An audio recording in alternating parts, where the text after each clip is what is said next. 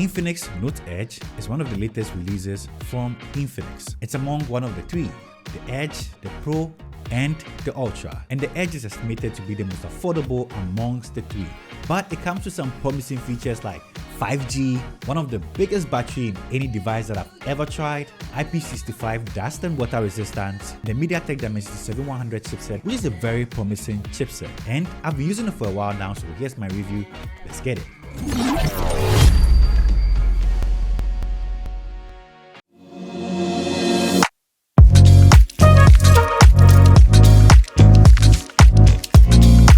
First off, let's talk about the design.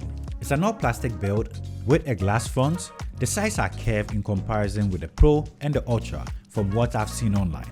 Personally, I like the curved side of this device. It's going to make it more easy to hold for longer period of time. Yes, I haven't held the Pro or the Ultra yet, so I can't really tell, but the curved size of this particular one makes it very easy in the hand, so I really love that. It still comes with a one-tap button for accessing shortcuts and opening applications. At the bottom, we have the Type-C port and a dual SIM card tray that doesn't support SD cards. At the top, we find the IR blaster for controlling your home appliances. Turning to the back, you find the halo light that notifies you when you get messages, missed calls, and the likes, or when you're charging your phone. But it looks like it's only the Pro and the Ultra that get the mini display that comes at the back here. And the addition of the halo lights is definitely cool. This helps you know when you have missed calls or when you're charging your phone or anything like that. You can go into the settings right there and tweak it to do whatever you want it to do, so that is nice. You can increase the brightness and do a lot more when you open it. So definitely halo lights is not so bad. I wish we could have the display there. Yeah, this is supposed to be the affordable one, so I guess you can't have it all. But they give you a curved screen that makes this device feel premium, so I'm not mad at that. I definitely appreciate that gesture. It's IP65 dust and water resistance. That means it can easily take heavy rains and wash down, but it's not intended to be submerged in water. Design and build is okay for me at this price point. Most people are going to be okay too. But now let's talk about what comes inside the box when you decide to purchase one of these. In the box, this comes with a case. This is a soft case, so it's not going to break. A 45-watt charger and a cable, and even an earpiece, something I haven't seen in a while. It's always nice to have all that in the box. But now let's talk about the display. This is a 6.78 inches AMOLED 120Hz display. It's a 1080p panel and has a maximum brightness of 4500 nits. The display is beautiful, and having 120Hz at this price point is always appreciated. The colors are punchy and vivid. You're going to enjoy your YouTube videos, even supports HDR videos and has very good viewing angles. Not forgetting the fact that it has an in-display fingerprint sensor right there. It works 90% of the time. It's not the fastest, but it's secure, so I really enjoy it. And you guys probably already know I'm not a big fan of curved display, but honestly, lately, these curved displays have found a way to prevent me from having accidental touches, so I don't hate them so much now. Like, I don't remember the time that I was holding it, then accidentally opened an application. That doesn't happen anymore. So yes, this looks cool, it feels good, so maybe, who knows, I might be changing my mind about curved displays. So yeah, it looks good and I have no issues so far. This comes with the MediaTek Dimensity 7100 chipset. It's a 6nm chipset, and for storage you can get 256 and 8GB of RAM that can be extended, and you can also get a 128GB option for the storage.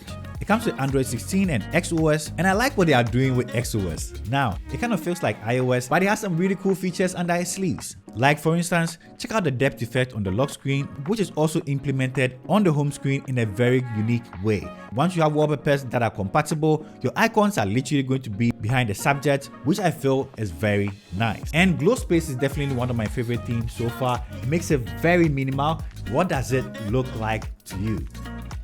Isn't that nice though? But yeah, the lock screen, notification area, and even app gallery, everything is kind of nice. So yes, glow space is definitely one of my favorite features or OSs on the Infinix Note Edge. The OS isn't flooded with a lot of bloatwares and application. It feels good and is very responsive. They're even going to give us 3 years of OS support, so that is definitely appreciated.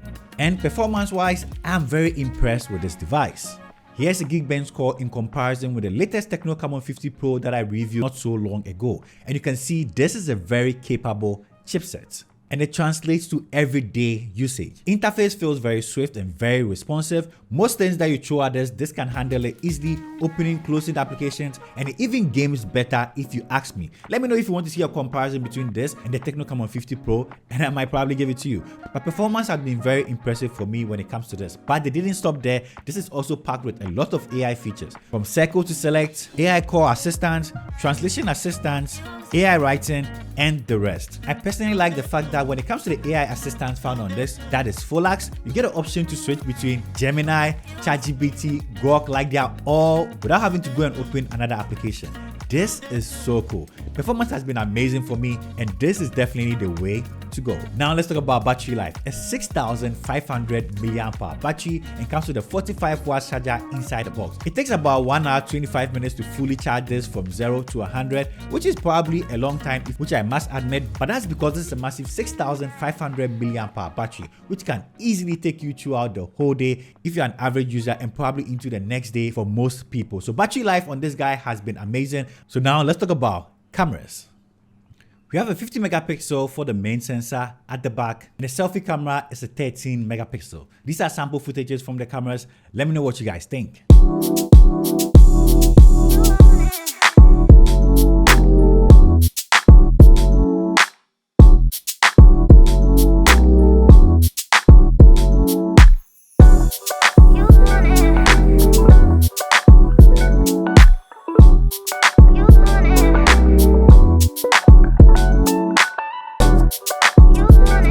Okay, so let's test out the selfie video on both cameras. They're all shooting at 2K 30 FPS, skin tones, dynamic range. Let me turn around and let's see.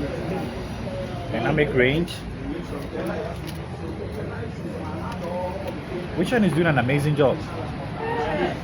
Let me know in the comment section down below. And which of the mic sounds good?